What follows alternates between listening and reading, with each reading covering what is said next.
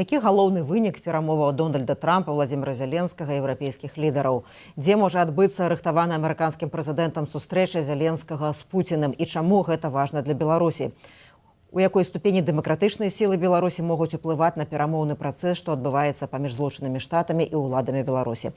Добры дзень, гэта Пік Свабоды, тут Ганна Соус. У жывым эфіры мы разам з кіраўніком з украінскім палітолагам Яўгенам Магдам, а таксама старшым дарадцам Святлана Тихановская, Франаком Вечорком. Добрый день, спадар Яўген, добрый день, Франак. Прывітанне. Вітаю. У Белым доме адбылася сустрэча Дональда Трампа з прэзідэнтам Украіны Владзімірам Зеленскім. Яна адбылася літаральна праз некалькі дзён пасля сустрэчы Дональда Трампа з Владзімірам Пуціным на Алясцы. Адбылася размова паміж Трампам і Зеленскім сам-насам, а таксама сустрэча з удзелам прэм'ер-міністраў Великабрытаніі, Італіі, канцлера Нямецчыны, прэзідэнтаў Фінляндіі і Францыі, генеральнага сакратара НАТО і старшыні Еўрапейскай камісіі. Трампа абяцаў Украіне гарантыі бяспекі, правда, ад Европы, але ў каардынацыі са Злучанымі Штатамі, а таксама заявіў пачатку падрыхтоўкі да асабістай сустрэчы Пуціна і Зеленскага. Спадар Яўген, першае пытанне да вас. Які асноўны вынік гэтых перамоваў у Белым доме для України? Я думаю, що головне, що Трампу не вдалося нав'язати ту логіку, яка була сформована на Алясці. А вона була сформована, я вважаю, що під час зустрічі в Анкоріджі Трамп став об'єктом рефлексивного управління з боку Путіна. І Путін намагався довести Трампу, що Україна є головною перепоною на шляху економічного ренесансу у відносинах Сполучених Штатів та Росії. Цього не сталося. Наступний висновок – це те, що європейський компонент євроатлантичної безпеки, тобто провідна ЄС за виключенням хіба що Польщі, генеральний секретар НАТО, президентка Єврокомісії, прем'єр Британії, вони всі виступили єдиним фронтом на підтримку України. І це означає не тільки те, що світ є багатополярним. Це означає, що ці країни почули слова Джей Ді Венса, віце-президента Сполучених Штатів піврічної давнини, про те, що Сполучені Штати змінюють свій підхід до забезпечення європейської безпеки. Ну і плюс, я думаю, те, що на сьогоднішній момент є багато факторів, які дозволяють говорити про реальну, реалістичну суб'єктність України. Якщо 3,5 роки тому, напередодні широкомасштабного вторгнення Росії, в західному світі загальним місцем було прогнозувати, що Україна розвалиться, то зараз Володимир Зеленський сидить за столом переговорів з провідними політиками західного світу, і ніхто не ставить під сумнів його місце там. Дякую вялікі, Франак, ваша ацэнка гэтых перамоваў, а таксама, што паводле вас важна ведаць беларусам пра вынік гэтых перамоваў у Белым доме? Ну, я згодны з спадаром Магдам. Сапраўды гэта паспяховы для Зеленскага візіт, адназначная салідарнасць і адзінства паміж еўрапейскімі лідарамі і, ў прынцыпе, прэзідэнтам ЗША, які ў дадзеным выпадку выступае хутчэй такім пераможчыкам. Зеленскі быў вельмі падрыхтаваны, гэта адрознівалася ад папярэдніх сустрэч і камунікацыі. Шмат гаварылі пра гарантыі бяспекі, это тое, што важна для Украіны. Важна было, каб у публічнай прасторы лідары заходніх дзяржаваў агучылі, што яны размесцяць войскі, забяспечаць Украіну, дапамогуць ёй адбудавацца, незалежна ад таго, які будзе вынік непасрэдна саміх перамоваў. Адназначна прагучала, што Зеленскі гатовы да двухбаковай ці трохбаковай сустрэчы з Пуціным, што не прагучала з боку Пуціна. І я думаю, што гэтая сустрэча якраз была ў плюс. Калі ў сустрэчы на Алясцы Пуцін выглядаў пераможцам, то тут, безумоўна, Украіна аднавіла, збалансавала гэта. І я думаю, што ў Трампа цяпер такая складаная роля, таму што яму трэба і забяспечыць мір, але выглядае, што Пуцін ніякага міру заключаць у бліжэйшы час не збіраецца. І я думаю, што нават калі будзе двухбаковая, трохбаковая сустрэча, выглядае, што яна не прывядзе адразу да нейкай мірнага пагаднення. Прынамсі, усе сігналы з боку Масквы паказваюць, што яны будуць расцягваць час, каб пазбегнуць санкцыяў і рэакцыі з боку Трампа, задобрываць яго максімальна, але не пагаджацца на справядлівы мір. Так Путіну хацелася б раздзяліць Украіну, правесці гэтую мяжу, атрымаць больш тэрыторыяў, але і Украіна на гэта не пойдзе, пра што Зеленскі заявіў, і еўрапейскія лідары Украіну ў гэтым падтрымаюць. Мы ў жывым эфіры піку свабоды, з вами Ганна Соус, а таксама украінскі палітолог Яўген Вагда, а таксама старшы дарадца Святланы Ціхановскай, Франак Вячорка. Вы можете задаваць ім пытанні, я іх агучу ў нашым эфіры, а таксама можете каментаваць, выказваць свае думкі, калі гэта для вас бяспечна. Спадар Яўген, давайте трошку пагаворым пра тое, як праходзіла гэта сустрэча, ну і адрозненне ад сустрэчы Трампа з Зеленскім у лютым. Публічных сварак не адбылося, многія непакоіліся, што гэта можа паўтарыцца. І выглядала, і вы пра гэта гаварылі толькі што еўрапейскія лідары вельмі добра падрыхтаваліся менавіта з улікам асаблівасцяў характару амерыканскага прэзідэнта. Эксперты азначаюць, што яны разам спрабавалі гаварыць з Дональдам Трампам на ягонай мове. Шмат разоў дзякавалі яму, падкрэслівалі яго лідарства, выключную ролю у спробах завершыць вайну. Пасля Зеленскі гаварыў, што гэта найлепшая наша сустрэча. Наколькі паспяховая вам падаецца такая тактика донести свою позицию, переконать Трампа, от особливо після зустрічі з Путіним? Я думаю, що цій тактиці просто немає альтернативи. З тієї простої причини, що Путін, і для мене це очевидно, має систему рефлексивного впливу на Трампа. Зокрема, це можливість, згадайте в Анкоріджі, як він. Якби ви були президентом, війни б не було. А вибори в 2020 році у вас вкрали. А Сполучені Штати зараз розвиваються просто шаленими темпами. Трампу це такий бальзам на душу, що просто він, мені здається, просто голову втрачав від всіх цих компліментів. Його, знаєте, як підліток на першому побаченні. Але ж ситуація не в тому, а в тому, що Путін дуже успішно це робить. І Росія, очевидно, має систему рефлексивного управління Трампом. Європейські політики здали, на мою думку, іспит на зовнішньополітичну суб'єктність старого світу. Проте, повторюсь, для мене було дивним, що не було ані представника Польщі, ані представника жодної з країн, які є сусідніми з Україною, країн Європейського Союзу і НАТО. І це, на мою думку, достатньо дивно, адже саме представники такої країни, які краще бачать, що відбувається, вони, я думаю, могли б допомогти зрозуміти всі особливості цього силового, наймасштабнішого в світі протистояння, яке триває вже 3,5 роки. Володимир Зеленський добре підготовлений був, і він продемонстрував, що його кар'єра коміка, вона і актора, вона, в принципі, може бути корисною. Коли він реагував там на зауваження журналіста, який йому закидав відсутність костюма, а цього разу він був в піджаку такому, можливо, армійського крою, але в піджаку. Тобто побажання Трампа виконав. Так само виконав побажання, багато разів подякувавши йому. На жаль, сьогодні міжнародні відносини є такими, що ми всі залежимо від особливостей характеру, демократично, наголошую, обраного 47-го президента Сполучених Штатів, політика якого кардинально відрізняється, як на мене, від того, яким він був 45-м президентом. Але тоді навколо нього були так звані старші. Зараз їх немає. Франак, калі вы рыхтуецеся да сустрэчаў на найвышэйшым узроўні са Святланай Ціхановскай, такой сустрэчы з Дональдам Трампам не было, але цалкам магчыма, што калі-небудзь адбудзецца. Як вы ўлічваеце все гэтыя асаблівасці, як вы ацэньваеце тую падрыхтоўку, якая была зроблена Зеленскім, еўрапейскімі палітыкамі, і як, напрыклад, калі адбудзецца сустрэча Трампа і Лукашэнкі, як іхняя камунікацыя будзе адбывацца? Ці сапраўды вельмі слушны адзіны спосаб, як кажа спадар Яўген, ісці тым шляхам, гаварыць на адной мове з Дональдам Трампам? Абсолютно. Для кожнага лідара трэба падбіраць свой стыль, сваю мову, свае інтарэсы. Ну, калі казаць абстрактна пра падрыхтоўку там Ціхановскай, то мы вывучаем біяграфію, вывучаем, як чалавек размаўляе, на што рэагуе, што важна. І Святлана Ціхановская спрабуе падбіраць.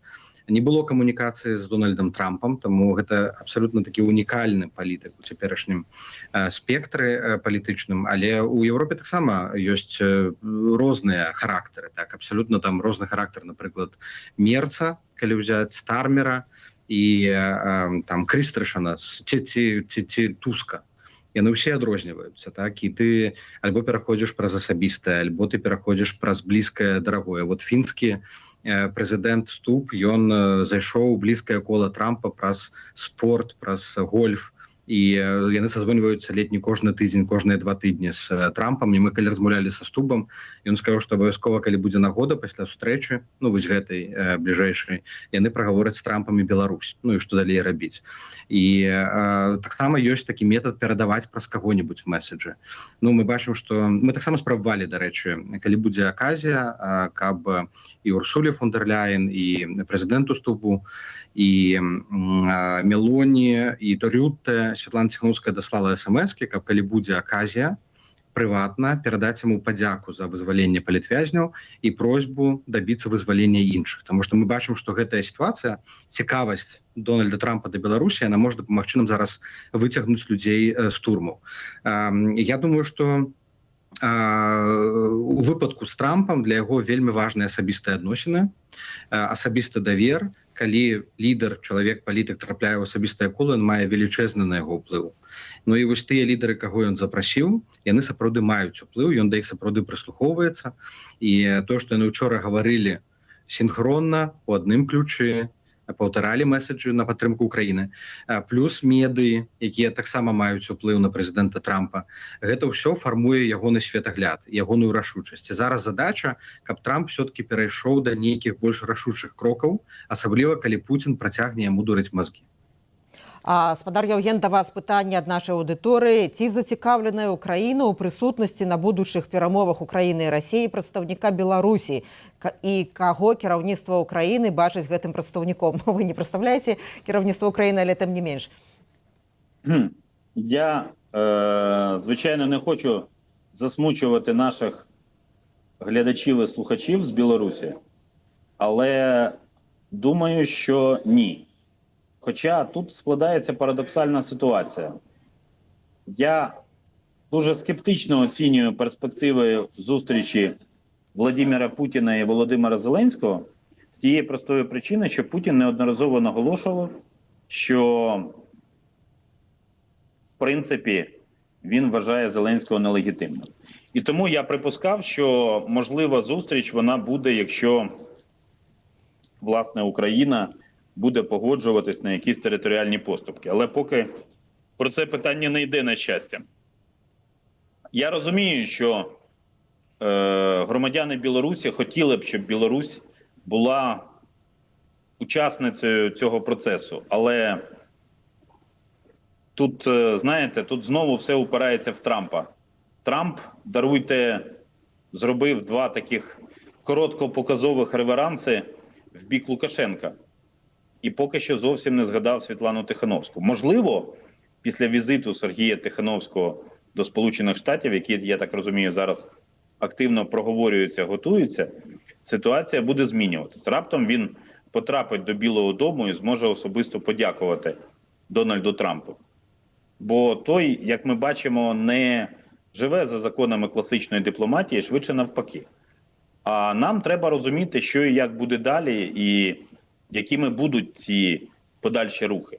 Тобто, ну, вибачте, скажу прямо, запрошувати представника Білорусі просто незалежно від того, як це буде представник Мінську чи представник білоруських демократичних сил, просто заради того, щоб за столом був чи була представниця Білорусі, я думаю, ніхто не стане. Зараз просто ціна різних конфігурацій дуже висока. Адже ви бачите, як прозвучала тема, що не потрібно йти на перемир'я, тому що потрібна всеосяжна мирна угода. І буквально сьогодні вночі українські мирні міста стали об'єктом російської атаки і загинуло 1,5 людей. Це просто до питання ціни того, як ми робимо якісь звичайні, здавалося б, речі.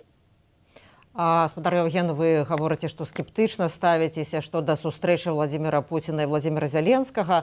На момент нашого ефіру вядома, што дзяржсакратар ЗША Марко Рубіо сказаў пра тое, што Владимир Путин пагадзіўся сустрэцца з Владимиром Зеленскім. Ён прысутнічаў у кабінеце Дональда Трампа падчас яго тэлефоннай размовы з Пуціным.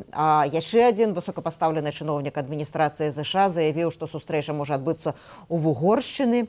Паводле слоў канцлера Нямецчыны, яны сустрэнуцца на працягу наступных 2 тыдняў. Чаму вы скептычна ставіцеся, што Пуцін не прыедзе на гэтую сустрэчу, ці гэтая сустрэча не дасць ніякіх вынікаў? Патлумачце, калі ласка, спадар Євген. Я вам спробую змоделювати ситуацію. Уявимо собі, що призначено зустріч на день Х. Неважливо де. Все-таки Угорщина, до речі, член НАТО та Європейського Союзу, і Путін може просто злякатися цього, летіти туди. При всій позиції Віктора Орбана відомі. Але день Х, а в день перед Х Росія, припустимо, знищує, завдає варварського якогось удару по одному чи іншому населеному пункту України. І що буде? Як Володимиру Зеленському сідати за стіл переговорів з Путіним в такій ситуації, якщо цьому передуватимуть масові жертви? Не треба думати, що Росія керується рефлексивним управлінням тільки у відносинах з Трампом. Ні. Вона дуже добре цим оволоділа. І вона дуже добре буде використовувати ці інструменти.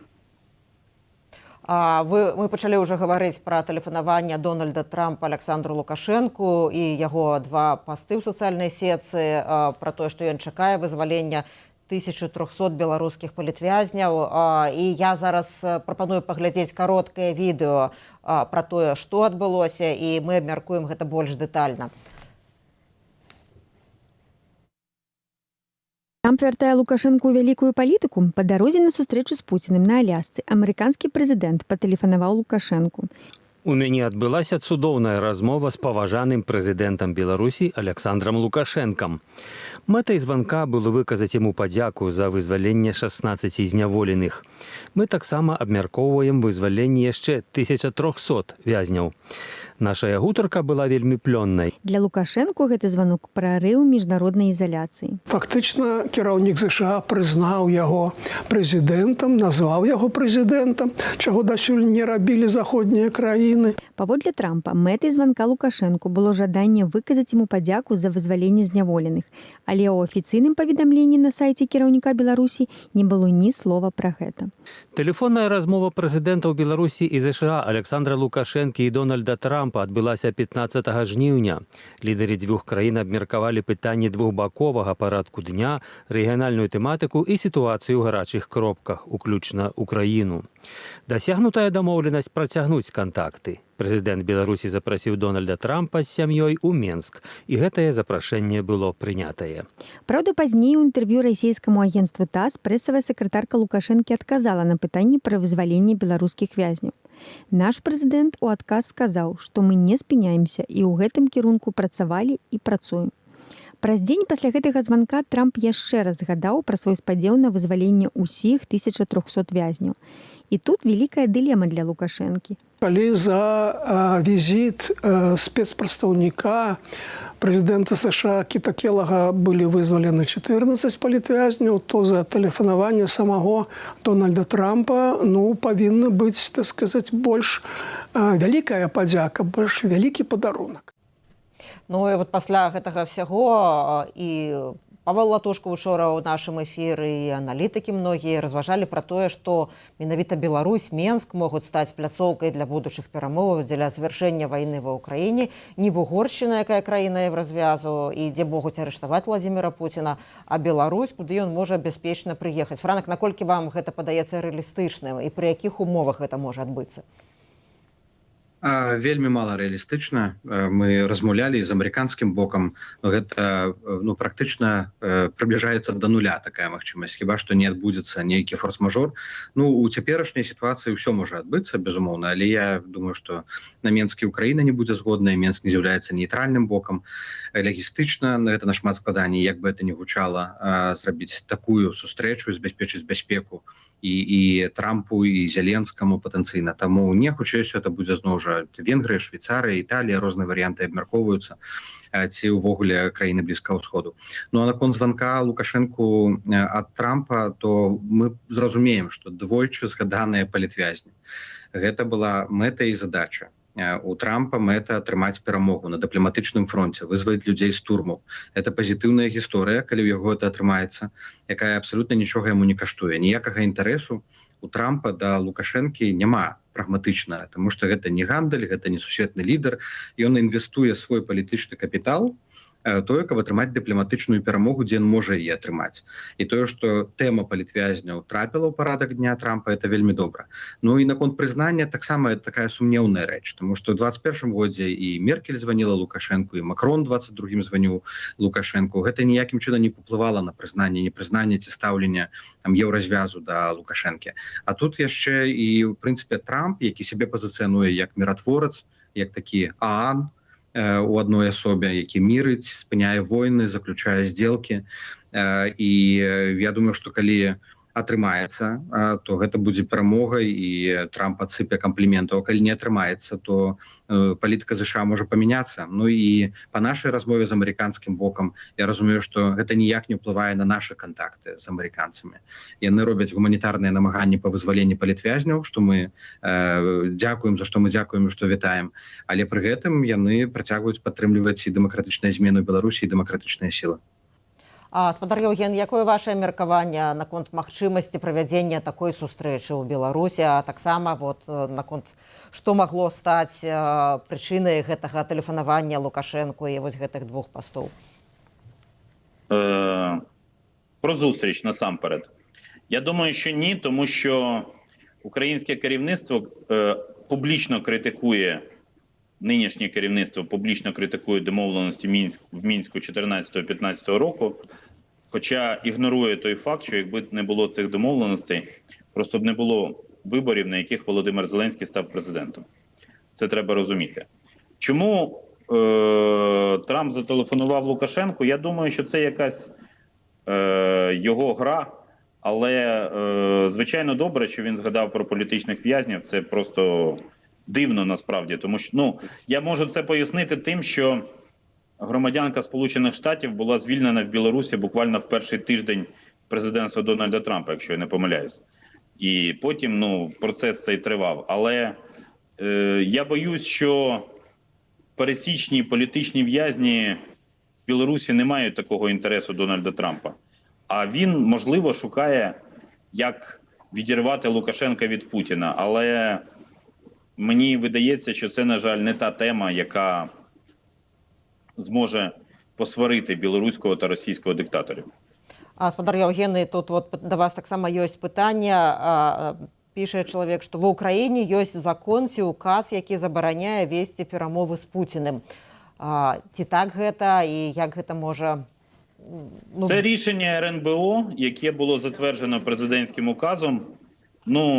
Я думаю, що в цій ситуації, коли ми бачимо, що в світі практично немає нічого неможливого, скасувати цей указ – це не перший, не останній президентський указ, який може бути скасований. Тому це якраз невелика, на мою думку, проблема. Просто ми маємо розуміти, що війна того масштабу, якою йде російсько-українська війна, вона може завершуватись виключно переговорами саме перших осіб. Інших варіантів, мені видається, просто знайти неможливо. Зразумела. Ранак у пятніцу, калі з'явілася навіна пра тэлефанаванне Дональда Трампа Александру Лукашэнку, для всіх гэта было цалкам нечакана.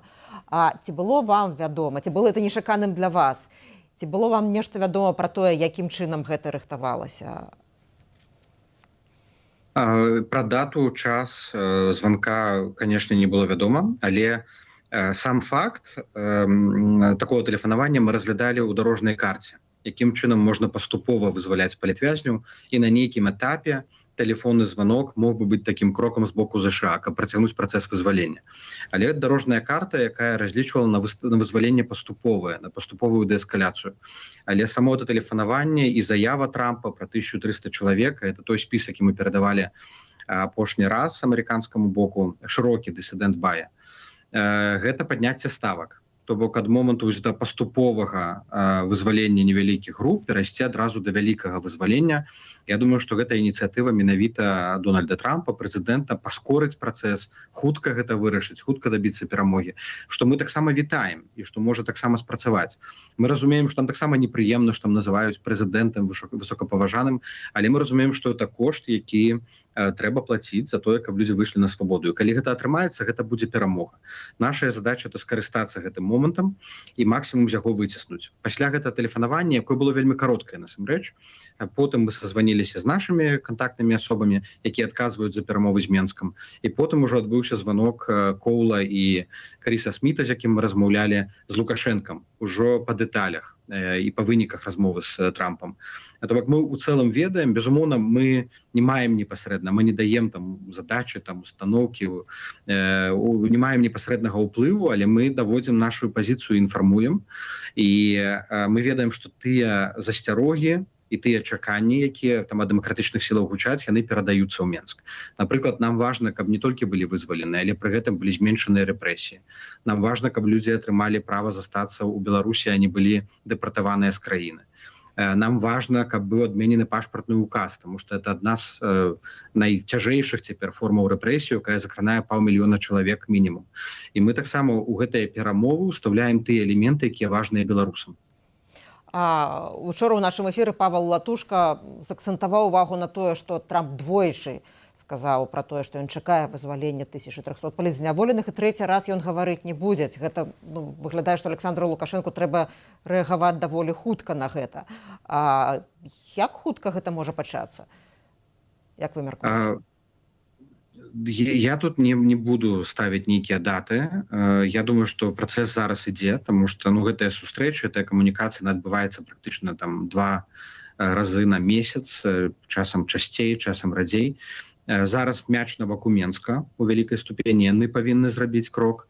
Мы пабачым, у якой гэта форме будзе, але гэта ўжо гэта не пытанне гадоў. Я спадзяюся, што это пытанне месяцаў.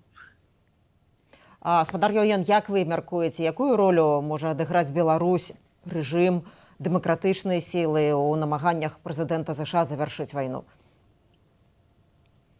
Я думаю, що поки здебільшого Білорусь використовується для, власне, вже кілька років використовується для обміну полонених. Це відомий факт. Я повторюю, що я не думаю, що Мінськ знову стане майданчиком для переговорів. Очевидно, білоруським демократичним силам треба зрозуміти своє місце в цій ситуації і не лише шукати якоїсь участі в зовнішньополітичну залученість, але й намагатися нагадати про себе Дональду Трампу і іншим західним лідерам. Під час конференції «Нова Білорусь» нещодавно в Варшаві і напередодні звучало багато слів про те, що Офіс Світлани Тихановської тримає білоруське питання в порядку денному. Так, це правда, але я поки не бачу, як це конвертувати в можливість того, щоб чи опинитися за столом переговорів для припинення російсько-української війни. Трамп насправді, очевидно, прихильник реалполітик. І даруйте, це, повірте, не те, що мені хочеться говорити, але між Лукашенком і Тихановською він, очевидно, обирає Лукашенка. Франак, маглі б вы адказаць спадару Яўгену на закід, што трэба прадпрымаць нейкія дамаганні, каб заявіць пра сябе Дональду Трампу і быць у пэўнай ступені ва ўсім гэтым працэсе? Я думаю, што калі для еўрапейскіх палітыкаў Беларусі, Украіна яны ідуць як элементы адной праблемы, якія трэба вырашаць. Украіна тэрміновая, але Беларусь, Малдова, увесь рэгіён гэта пытанне бяспекі рэгіёну. Але для Амерыкі Беларусь і Украіна гэта асобныя трэкі, хоць і з аднаго рэгіёна праблемы. І я думаю, што і Трамп, і новая адміністрацыя яны будуць па Беларусі будаваць сваю палітыку асобна, але, безумоўна, яна будзе вызначацца ў вялікай ступені прагрэсам расійска-украінскіх перамоваў.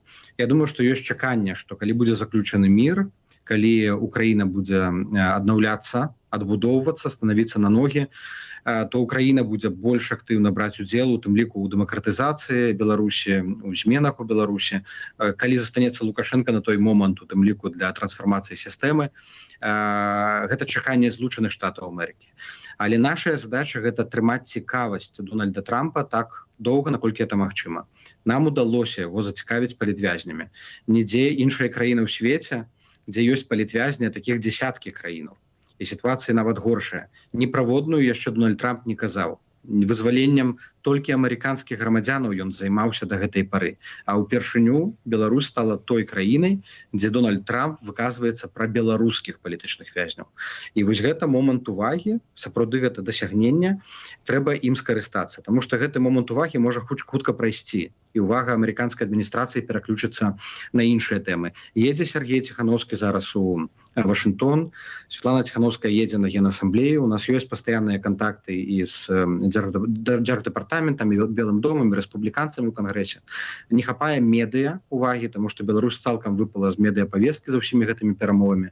Наўрад ці Беларусь стане часткаю перамоваў расійска-украінскіх, проста няма месца для Беларусі. Калі вырашаецца настолькі маштабны крызіс, вайна, якая забірае жыцці кожны дзень, і беларускае пытанне выглядае другарадным на гэтым фоне. Але неяк па-іншаму беларускую тэму прасоўваць, вот это была бы важная задача для беларускіх дэмакратычных сілаў, грамадзянскай супольнасці. І тое, што мы спрабуем рабіць, і даносіць адміністрацыі Дональда Трампа ў тым ліку. Спадар Яўген і Франак, таксама я да вас гэтае пытанне адрасую. Ёсць такая версія, што, не версія, Дональд Трамп хоча атрымаць Нобелевскую прэмію міра. І акрамя завяршэння войнаў, яму таксама важна вызваліць 1300 вязняў, беларускіх вязняў, палітвязняў. І, можа быць, як вы мяркуеце, гэта той матывацыяй Дональда Трампа, у выніку чаго з'явіўся гэты званок і гэтыя два пасты ў сацыяльных сетках з чаканнем вызвалення 1300 беларускіх вязняў. Як вы мяркуеце, спадар Яўген? Я думаю, що і сама кар'єра бізнесова Дональда Трампа і його повернення в Білий дім після поразки, власне, в 2020 році, вона свідчить тільки про одне. Лише він сам знає, якою він бачить передумову отримання Нобелівської премії миру. Франак, які ваш адказ? Я тут трошечки пашыру пытання, ці магчыма тут уплыў ягонага зяця Кушнера, чыя сям'я паходзіць з Беларусі, і вот эти праведнікі міру, якія вызвалялі беларускіх габрэяў, это важная гісторыя для яго, і гэта таксама ў тым ліку магло паўплываць на ягонае рашэнне. Я думаю, што ў першую чаргу гэта магчымасць вырашыць яшчэ адзін крызіс. Як мы казалі на адной сустрэчы ў Вашынгтоне, што скончыць вайну не пачынаючы яе, без ніводнага стрэгла. Таму што ёсць 30гадовы крызіс. Ніхто гэты крызіс не можа вырашыць. Ні самі беларусы, ні міжнародная супольнасць, ні ўвесь ААН разам узятыя. І ў Дональда Трампа ёсць магчымасць гэта зрабіць. Это тое, што і Ціхановскі казаў пасля вызвалення.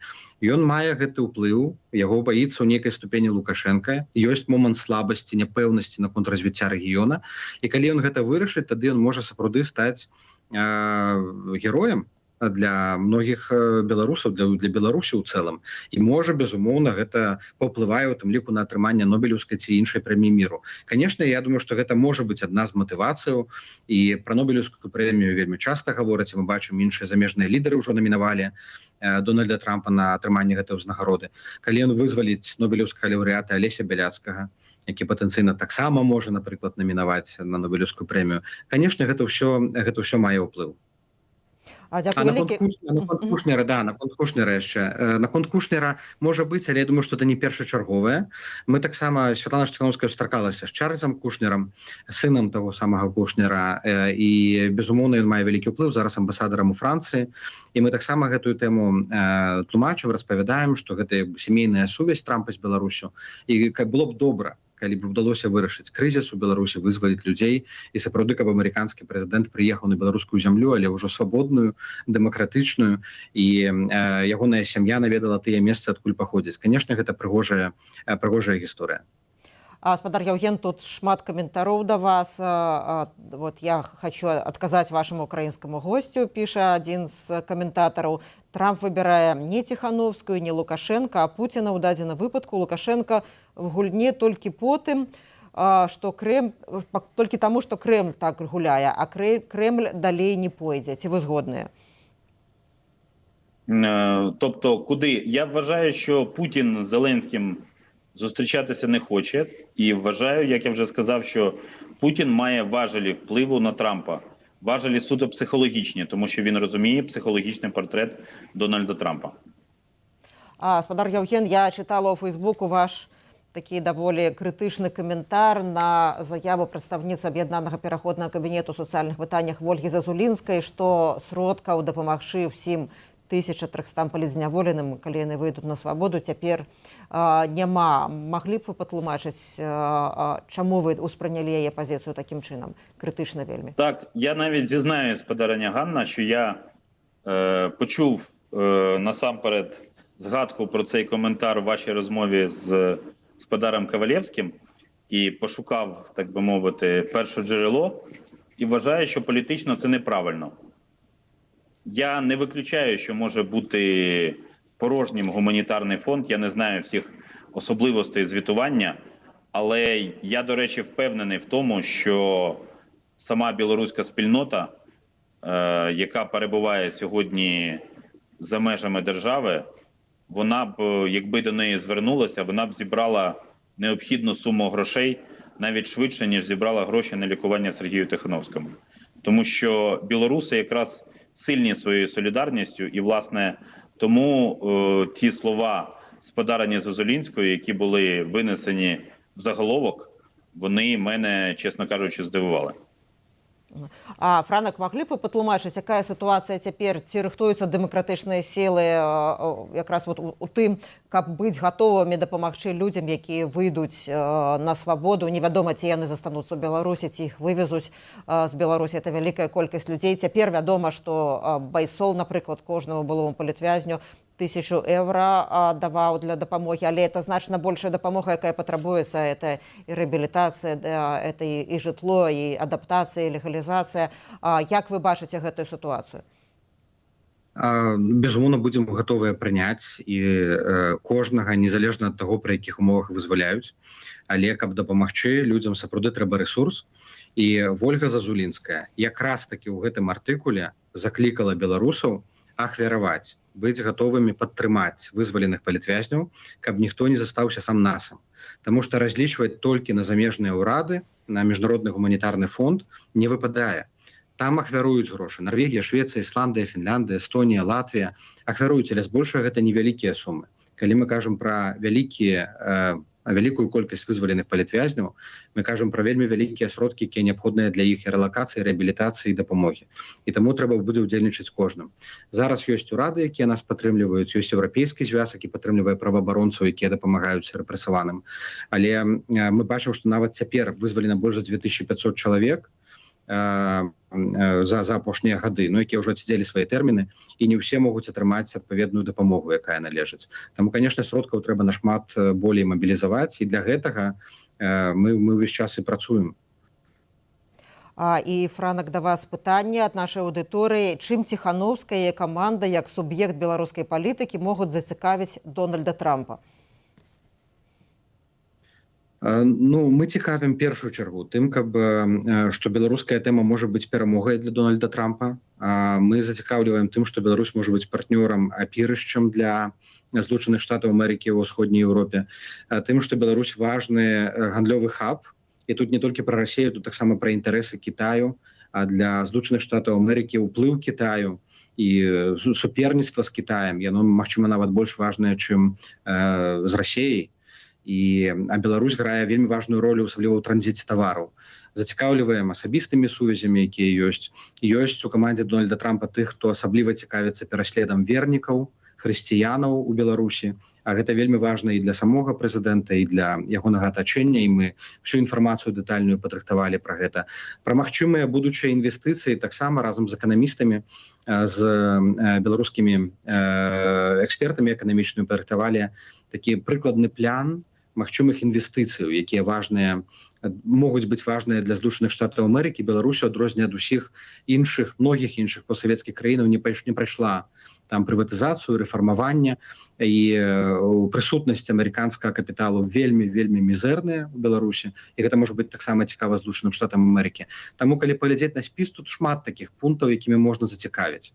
Але ў першую чаргу цяпер тое, што крытычна важна для нас, выратаваць жыцці людзей. І тое, дзе Трамп можа сыграць пазітыўна. Спадар Евген, у меня до вас апошняе пытанне. 3,5 гады войны. У нас, напэўна, трошки праблемы з сувязю. Я не бачу спадара Евгена. Ці вы чуеце мяне? Так, спадар Евген, 3,5 гады войны. Вось зараз все украінцы з вялікай увагай сочаць за перамоўным працэсам, які адбываецца. Адбываецца нероўна. Людзі настроены аптымістычна, песімістычна. Які ваш прагноз? Это даволі складана, конечно, рабіць такія прагнозы, але тым не менш, вот дзе цяпер знаходзіцца Украіна, наколькі блізка вырашэння гэтай драматычнай сітуацыі, калі можа скончыцца вайна, ці гэты перамоўны працэс прынясе плён, як вы мяркуеце? Я тільки дозволю собі поправити. Війна триває з 2014 року. Паўнамаштабная вайна. Паўнамаштабная вайна. Вибачайце, калі ласка, безумоўна. 3,5 роки, практично 24 лютого буде річниця, якраз День Незалежності, буде 3,5 роки. Знаєте, ми, звичайно, наближаємось до завершення війни, але не так швидко, як цього б хотілося. І скажу, що я не бачу українського політика, який спроможний підписати мирний договір з Росією. Це буде призупинення війни, це буде пауза. Я не знаю, як це буде називатися. Але я моделював ситуацію, щоб показати, чому такого підписання не буде. Доки Росія існує в нинішньому форматі, вона буде небезпекою для українців і для інших європейців. Я хотів би, щоб наші білоруські сябри і сябровки це теж розуміли. Спадар Евген, дзякуй вам вялікі за то, што заўсёды прыходзіце ў жывы эфір Піку Свабоды, дзеліцеся сваёй экспертызай. Дзякуй вялікі. Мы былі ў жывым эфіры Піка Свабоды з украінскім палітолагам Евгенам Магдам, а таксама са старшым дарадцам Святланай Ціхановскай, Франакам Вячоркам. Я Ганна Соўць развітваюся з вамі. Заставайцеся ў бяспецы і са свабодай.